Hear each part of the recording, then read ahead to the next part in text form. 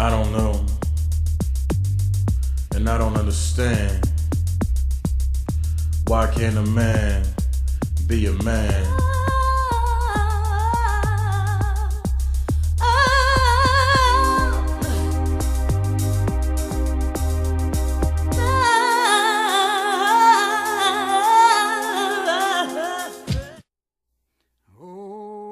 Por onde começar? Sim. Os amaldiçoados. Do assunto que falaremos, os séculos já viram muita tinta ser derramada inutilmente.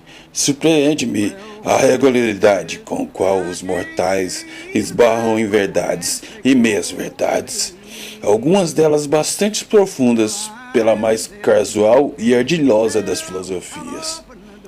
Então, alheios ao que descobriram, prosseguem discutindo genialidades de natureza absolutamente equivocada.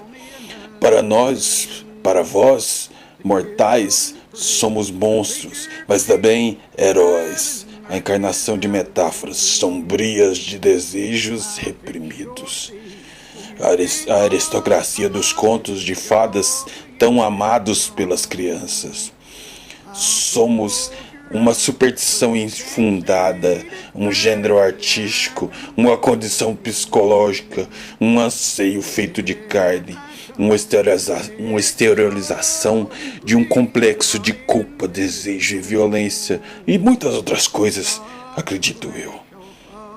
Escuta só, paspalho, a fome. Viver como um vampiro é viver como horror. Como um corvo de um feiticeiro, temos sempre a consciência da fome pousada sobre nossos ombros. É sempre. Ela se aproxima às vezes lenta e sorrateiramente, às vezes avassaladora, mas sempre com voracidade. A fome jamais pode ser saciada. Chamamos-nas de fome, mas o termo é terrivelmente inadequado.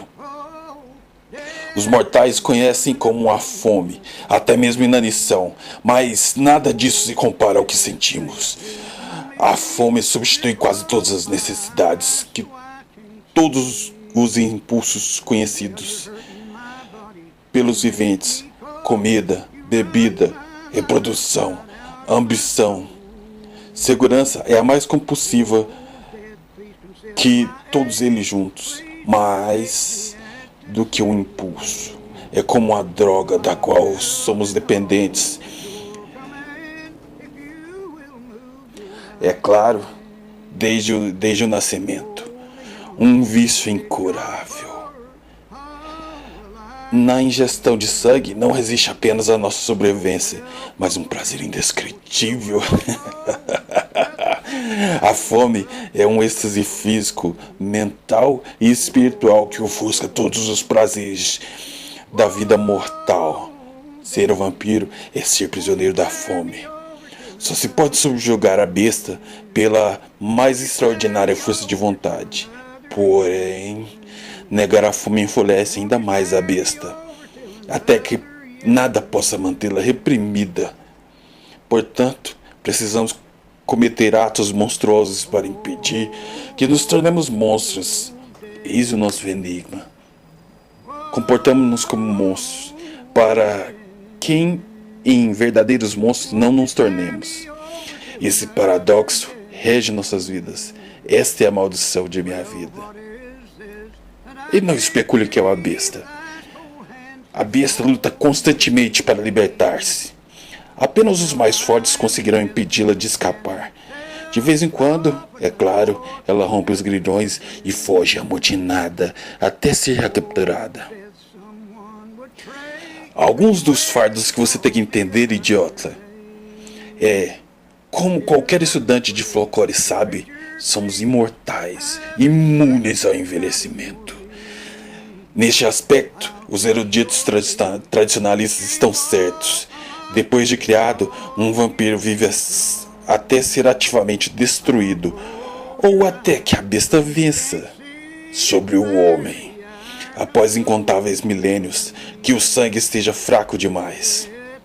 Através dos séculos, os mortais têm sonhado com o segredo da imortalidade.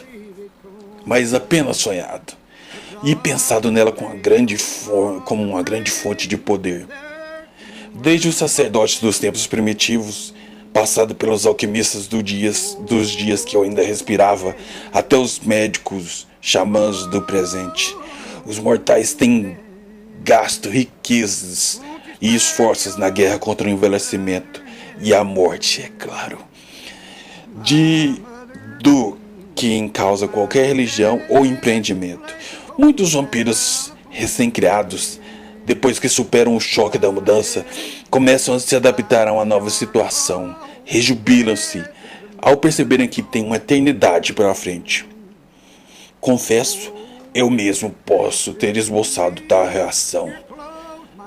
Trata-se, contudo, de uma faca de dois gumes. E outra porta pela qual a loucura pode entrar. Considere, por exemplo, e eu vou dizer um exemplo, ter de presenciar entes queridos, até mesmo seus filhos e netos envelhecerem e morrerem, enquanto você permanece forte e vigoroso. A imortalidade nos obriga a viver completamente fora da sociedade mortal, ou pelo menos mudar uma vez a cada década, de modo que não descubra que não envelhecemos. A história passa por nós como um raio, deixando-nos intocados. Quanto mais se vive como um vampiro, maior é a sensação de distanciamento dos assuntos mortais. Pode ser uma vantagem no começo, pois ajuda a sufocar a culpa de matar e a dor de perder seus familiares para um tempo inclemente. Mas à medida que a segregação aumenta e cresce, a chama de humanitas mingua, é a besta que se torna mais forte. No mundo dos mortais, os mais terríveis assassinos em série costumam se segregar-se de sua espécie. Atrocitatis tranquiliter gestandae. Como diriam os turcos, é o mesmo lado de uma moeda diferente. Agora escuta, e escuta com atenção, mortal. Não é só porque fomos criados por um Deus maligno e inclemente, porque somos todos monstros. Muitos têm objetivos que são, através dos anos, engendrados em uma loucura de planos muito bem elaborados. Os meus, bem, já vem há muitos anos. E você faz parte deles. Tome cuidado de agora pra frente. Espero que não morra antes de meus planos estarem concluídos. Pois se morrer, com certeza eu vou até onde a sua alma está para buscá-lo e torturá-lo. E depois mandá-lo de volta. Cuidado, mortal, pois a eternidade é nossa.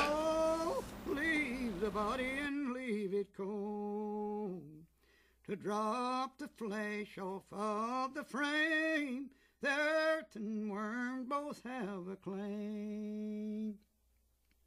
Oh, death, oh, death, won't you spare me? I am the lucid dream, the monster in your nightmares. The fiend of 1,000 faces. Cower before my true form. Bow down!